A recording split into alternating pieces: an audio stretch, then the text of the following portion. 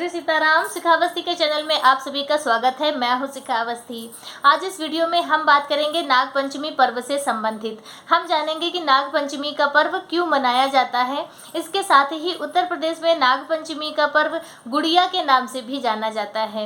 इस दिन गुड़िया बनाकर पीटने की भी परंपरा है, तो उसके विषय में भी हम जानेंगे कि उस दिन गुड़िया बनाकर क्यों पीटी जाती हैं।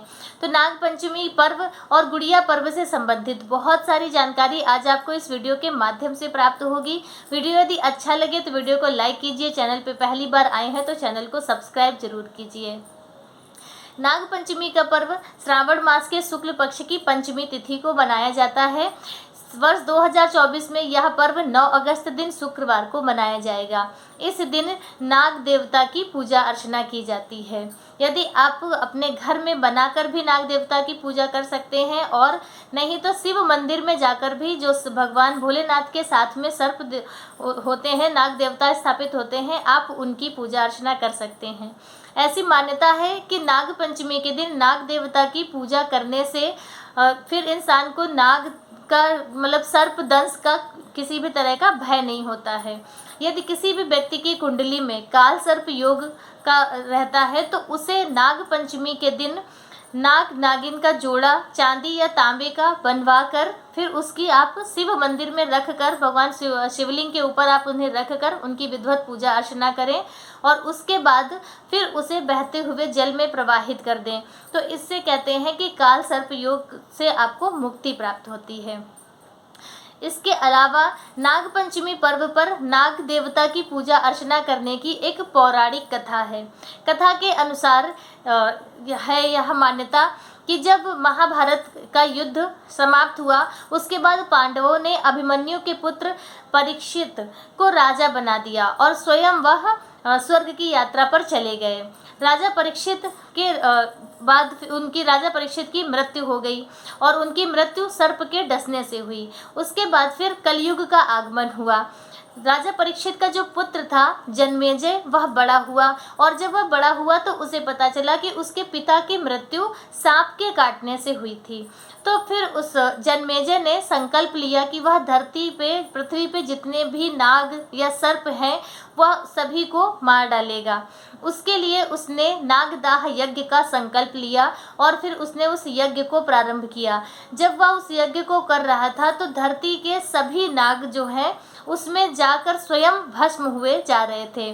तो जब इस यज्ञ के विषय में आस्तिक मुनि को पता चला तो वह गए, और फिर उन्होंने जन्मेजय को राजा परीक्षित की मृत्यु का पूरा जो उनका प्रसंग था उन्होंने बताया कि किस कारण से सर्प ने उन्हें डसा और किस कारण से उनकी मृत्यु हुई। उसके बाद फिर जन्मेजय को जब इस बात का पता चला, ज्ञात हुआ वह, तब उन्होंने उस यज्ञ को रोका। तो ऐसी मान्यता है कि आस्तिक मुनि के कहने पर या उनकी बात समझाने पर ही नागों की सुरक्षा हुई थी। तो इसलिए यह भी मान्यता है। और जब वह यज्ञ समाप्त हुआ तो फिर आस्तिक मुनि ने ही उस यज्ञ कुंड में जो अग्नि थी उसे शांत करने के लिए उन्होंने दूध की धारा चढ़ाई थी। दूध की धार या दूध से ही उस यज्ञ की अग्नि को शांत किया था। तो एक मान्यता यह भी है कि और जब यह घटना हुई तो उस दिन सावन महीने की पंचमी तिथि, शुक्ल पक्ष की पंचमी तिथि थी। तो उस दिन से फिर यह परंपरा चली आ रही है कि उसी पंचमी तिथि को ही नाग देवता की पूजा अर्चना की जाती है।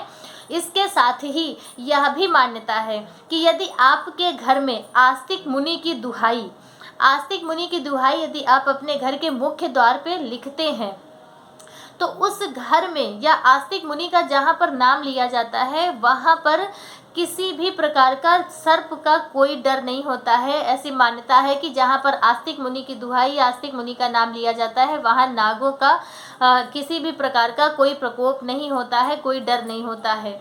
तो इसलिए नाग पंचमी तिथि पर नाग देवता की पूजा अर्चना करने और आस्तिक मुनि की दुहाई घर के मुख्य द्वार पर लिखने की विशेष परंपरा है, और यह सभी को करनी चाहिए। इसके साथ ही यह भी मान्यता है कि घर के मुख्य द्वार के दोनों तरफ नाग पंचमी के दिन गोबर से यदि आप नाग का चित्र बनाते हैं तब भी आपके घर में सर्प दंश का डर नहीं रहता है। तो नाग पंचमी के दिन यह दोनों कार्य आप सभी लोग जरूर करें। इसके साथ ही उत्तर प्रदेश में नाग, देखिए अपने यहाँ पे कोई भी त्योहार होता है, कोई पर्व होता है, तो उसकी मान्यताएं या उसके रीति रिवाज अलग अलग जगहों पर दूसरे दूसरे प्रकार के हो जाते हैं। जैसे अपने यहाँ मकर संक्रांति का पर्व है, तो वह सभी प्रदेशों में हर जगह अलग ढंग से मनाया जाता है। जैसे अपने यहाँ पर मनाया जाता है खिचड़ी का पर्व, मकर संक्रांति का पर्व खिचड़ी के नाम से जाना जाता है। तो इसी तरह से जो यह नाग पंचमी का पर्व है, वह भी अपने उत्तर प्रदेश में गुड़िया के नाम से जाना जाता है। इस दिन पुराने कपड़ों से गुड़िया बनाई जाती हैं और उसके बाद उन गुड़ियों को बहनें चौराहे पर डालती हैं और जो भाई होते हैं वह डंडे से उन गुड़ियों को पीटते हैं। तो इस परंपरा के पीछे भी एक पौराणिक कथा है। जैसा कि प्राचीन परंपराओं के द्वारा आधारित है यह कथा, कि एक बालक होता है, वह भगवान भोलेनाथ का बहुत अनन्य भक्त होता है। उनकी विशेष वह पूजा अर्चना करता है, नित्य पूजा करता है बाबा भोलेनाथ की। तो जब वह नित्य पूजा करने जाता है तो जो भोले बाबा के सर्प इत्यादि होते हैं वह भी उसे अच्छे से पहचान लेते हैं, तो वह भी उसे कोई नुकसान नहीं पहुंचाते हैं। जब वह पूजा करने जाता है तो जो सर्प होते हैं वह कोई उसके पैर में चिपक जाता है, कोई उसके हाथों में लिपट जाता है, तो वह जो सर्प होते हैं वह उससे खेलने लगते हैं। तो यह लीला सदैव चलती रहती है। एक दिन वह बालक अपनी बहन के साथ में मंदिर जाता है शंकर जी के, और वह जब वहाँ पे जल चढ़ाता है, ध्यान करता है, तो उसी समय वह रोज की भांति ही वह सर्प आते हैं और उसके हाथों में पैरों में लिपटने लगते हैं। इस चीज़ को उसकी बहन नहीं जानती थी और उसे लगा कि कहीं यह सर्प मेरे भाई को नुकसान न पहुंचाएं, काट न लें, तो इसलिए वह उन सर्पों को डंडे से पीट कर मार देती है। उसके बाद जब वह भाई अपनी आंखों को खोलता है और देखता है कि सर्प मरा पड़ा है, तब वह अपनी बहन को गुस्सा करने लगता है कि तुमने ऐसा क्यों किया। फिर वो अपनी पूरी बात बताता है कि यह तो हमारे साथ क्रीड़ा करते हैं, खेलते हैं। तो अब उसकी बहन को तो कुछ पता नहीं था, तो उससे यह अपराध अनजाने में हो जाता है।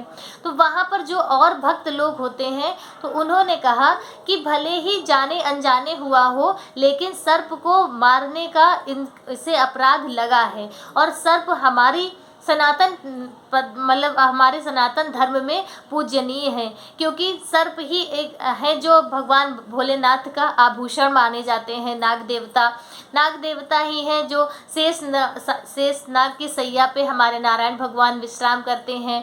उनके फन से ही नारायण भगवान का छत्र होता है। ऐसी मान्यता है कि धरती का जितना भार है वो शेष नाग के फनों पर ही है। तो इसलिए नाग को मारने का जो अपराध है वह उसकी बहन ने किया है, और उसके लिए उसे कुछ न कुछ प्रायश्चित जरूर करना पड़ेगा। तब वहाँ पे जो और बड़े लोग थे, उन्होंने ऐसी एक सलाह दी कि प्रतीकात्मक रूप से, जैसे कि उनकी उस लड़की की जगह पे ऐसे कठपुतलियाँ बनाई गई कपड़े से, गुड़िया जैसी, लड़की जैसी बनाकर, फिर उसे उसी भांति डंडे से पीट कर मारा गया, तो जिससे उस लड़की का वह दोष शांत हो जाए। तो तभी से यह परंपरा चली आ रही है कि उस दिन उन लड़कियों के रूप में, उस लड़की के रूप में ही गुड़िया बनाई जाती हैं और फिर उन्हें पीट कर उसी भांति मारा जाता है। तो ऐसी यह कथा है जो हमें जानकारी प्राप्त हुई, वह हमने आप तक पहुंचाने का प्रयास किया है।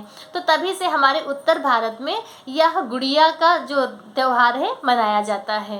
तो इस प्रकार से नाग पंचमी का पर्व और गुड़िया का पर्व हमारे पूरे भारत में और हमारे उत्तर प्रदेश में बहुत ही उत्साह के और उमंग के साथ में मनाया जाता है। नाग पंचमी का जो पर्व है, उस दिन नाग देवता की पूजा सभी को जरूर करनी चाहिए। आस्तिक मुनि की दुहाई जरूर अपने दरवाजे पर आप कहीं भी छोटा छोटा ही लिख दीजिए, जिससे आपके घर में भी किसी भी प्रकार का सर्पों का भय नहीं रहेगा। तो नाग पंचमी से संबंधित जितनी जानकारी थी उसका मेरा यह वीडियो आप सभी को कैसा लगा कमेंट करके ज़रूर बताइएगा। किसी भी प्रकार की कोई जानकारी आपको प्राप्त करनी हो तो आप कमेंट करके बता सकते हैं, या कोई ऐसी जानकारी जो मुझे नहीं मालूम है आपको पता है तो आप वह भी कमेंट करके बता सकते हैं। मिलते हैं दूसरे वीडियो में किसी दूसरी जानकारी के साथ, तब तक के लिए श्री सीताराम, हर हर महादेव।